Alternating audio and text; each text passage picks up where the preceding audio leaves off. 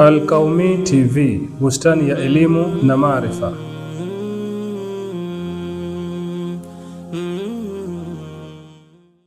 Bismillahir Rahmanir Rahim. Alhamdulillah wassalatu wassalamu ala rasulillah wa ala alihi wa sahbihi wa man walahu, amma ba'd. Wasikilizaji wangu wapendwa, assalamu alaikum wa rahmatullahi wa barakatuh.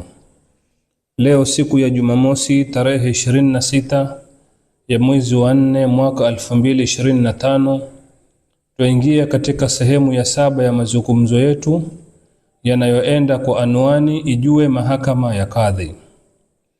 Katika sehemu ya 6 nilizungumzia kuhusu kikao cha pretrial, mambo yanayojiri katika kikao hicho na pia umuhimu wa kikao hicho. Katika sehemu hii ya 7 nitazungumzia kuhusu kitakachofuata baada ya kikao cha sulhu kufanyika, kwa sababu sulhu kawaida huwa iko na pande mbili.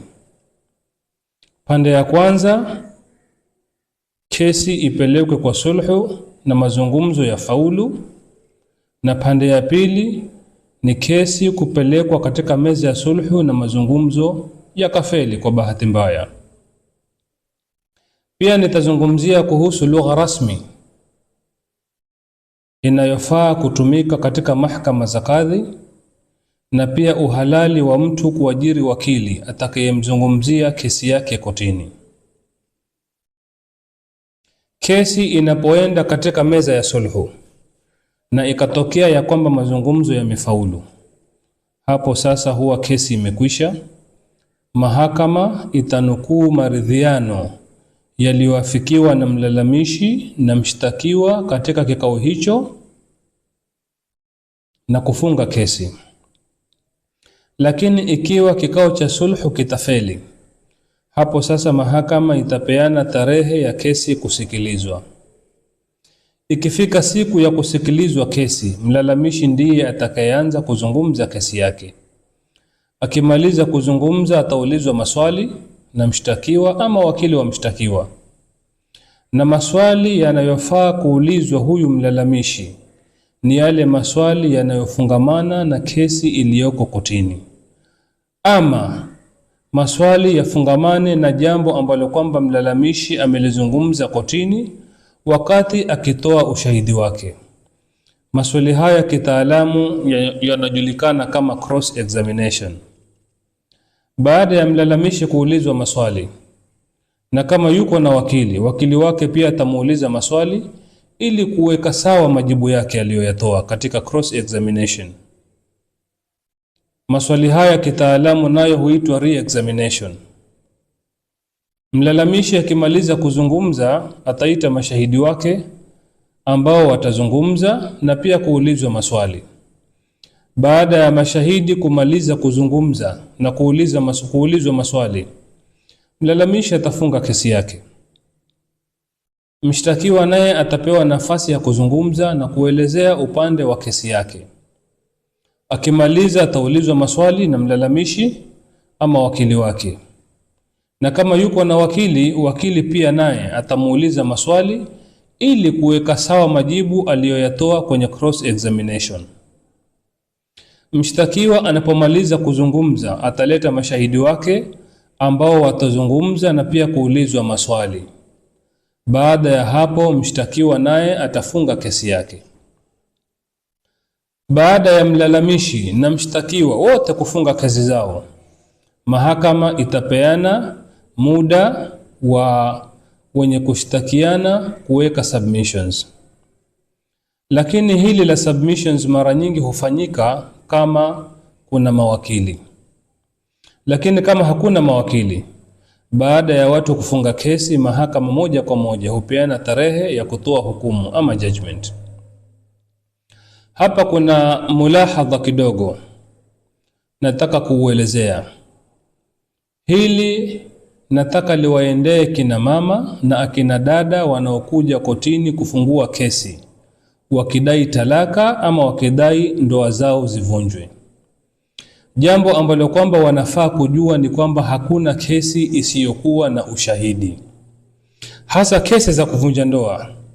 Haiwezekani mtu aje kotini afungue kesi, wakati wa kusikiliza kesi amekuja kotini peke yake, pengine hata babake hajui kama binti yake amefika kotini kufungua kesi ya kidai ndoa ivunjwe. Ndoa haiwezi vunjwa ikiwa hakuna ushahidi utakaoletwa kotini kuthibitisha ya kwamba wewe mlalamishi ni kweli umeumia katika ndoa yako. Ikiwa hakuna ushahidi, basi mtu ajue kesi yake inaweza kutupiliwa mbali na mahakama.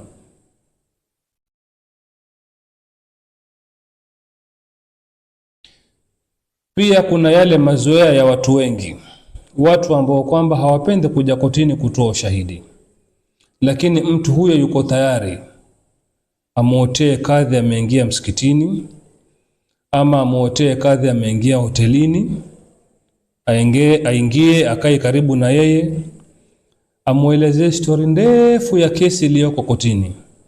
Lakini anapofahamishwa ya kwamba yatakikana afike kotini ili atoe ushahidi wake, mara nyingi watu hao hukataa, na yeye hutaka yale mambo ambayo kwamba alikwambia mkiwa msikitini ama alikwambia mkiwa hotelini uyazingatie katika hukumu ya kesi.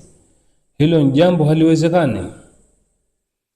Kitu ambacho kwamba kadhi atakinukuu kwenye faili kipindi anasikiliza kesi, kipindi ushahidi unatolewa, hicho ndicho kitakachozingatiwa wakati wa kuandika hukumu ya kesi. Maneno ambayo yatasemwa barabarani, maneno ambayo yatasemwa hotelini, maneno ambayo yatasemwa msikitini hayatamsaidia mlalamishi wala hayatamsaidia mshtakiwa katika kesi yake.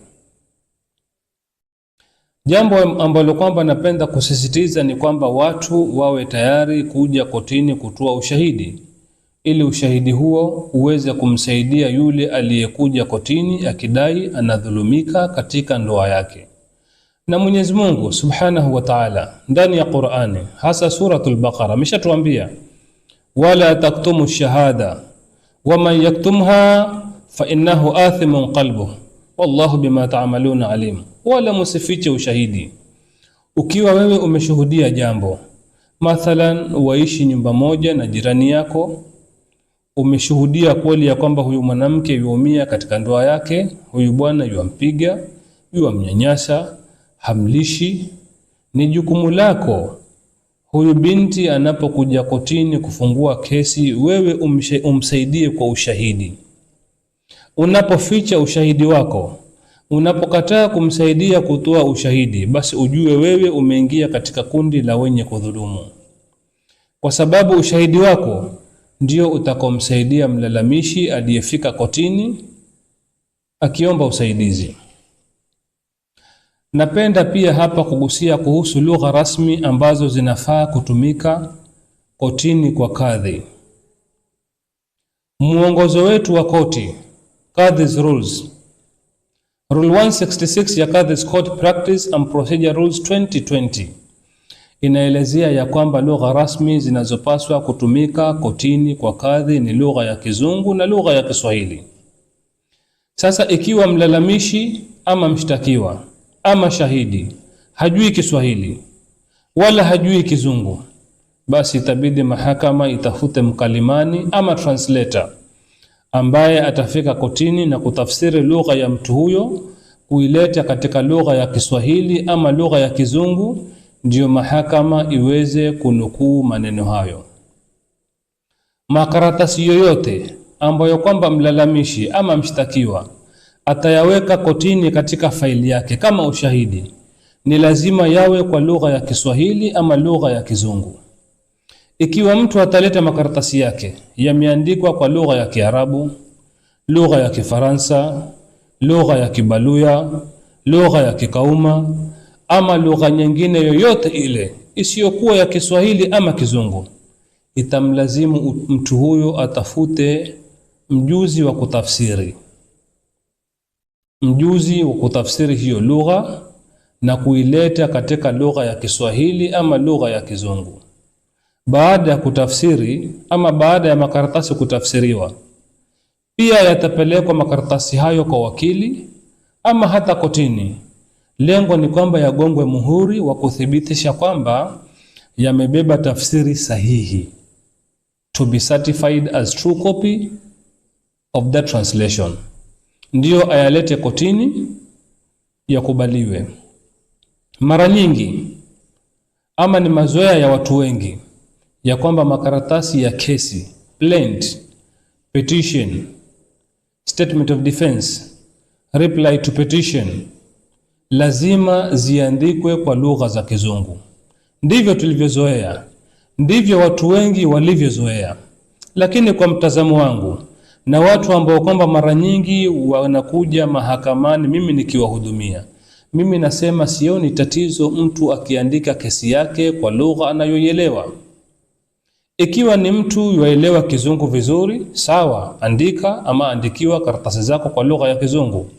Lakini ikiwa mtu hajui Kizungu, ni Mswahili, lugha ni Kiswahili peke yake, hakuna tatizo mtu huyu kuandika ama kuandikiwa makaratasi yake ya kesi kwa lugha ya Kiswahili, kwa sababu hiyo ndiyo lugha anayoielewa.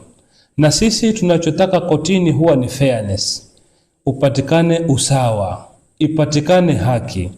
Haki haiwezi patikana kama karatasi ziko kwa lugha ya Kizungu, mtu ajua Kiswahili, hajui Kizungu, hajui kusoma Kizungu. Kwa hivyo ni mtu ajichagulie, maadamu mimi sijui Kizungu kabisa, tafadhali niandikie karatasi kwa lugha ya Kiswahili. Kiswahili ni lugha ya kotini kwa kadhi pia.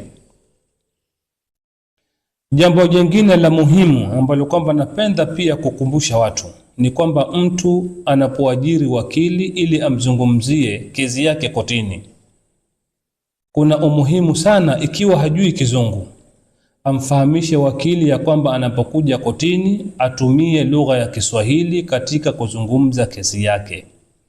Hii itamsaidia yeye anapokuwa pale kotini ameketi na wakili yuazungumza, ajue hata wakili wake amesema nini, na pia ajue kadhi amejibu nini. Jengine pia ni kwamba mlalamishi ama mshtakiwa anapoleta kesi kotini, ni haki yake ya kuweka wakili. Awe ni wakili mwanamume, awe ni wakili mwanamke, awe ni wakili Muislamu, awe wakili si Muislamu, wote hawa ndio wataja wako na haki ya kuwakilisha wateja wao katika mahakama ya kadhi. Sio kwamba mahakama ya kadhi lazima wakili awe Muislamu, la. Wakili anaweza kuwa Muislamu na pia wakili anaweza kuwa sio Muislamu.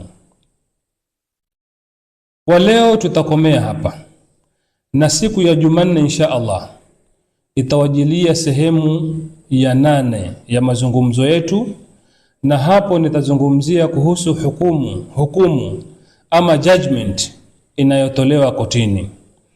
Pia nitazungumzia ni kitu gani yafaa afanye yule mwenye kushinda kesi kotini ili hukumu ile imsaidie, na pia ni kitu gani afaa afanye mtu aliyeshindwa kesi ama mtu aliyepoteza kesi, yafaa afanye nini kama hajaridhika na uamuzi wa mahakama. Hapa nakoma, tukutane Jumanne insha Allah. Wa hadha, salamu alaykum wa rahmatullahi wa barakatuhu, wal afwa minkum.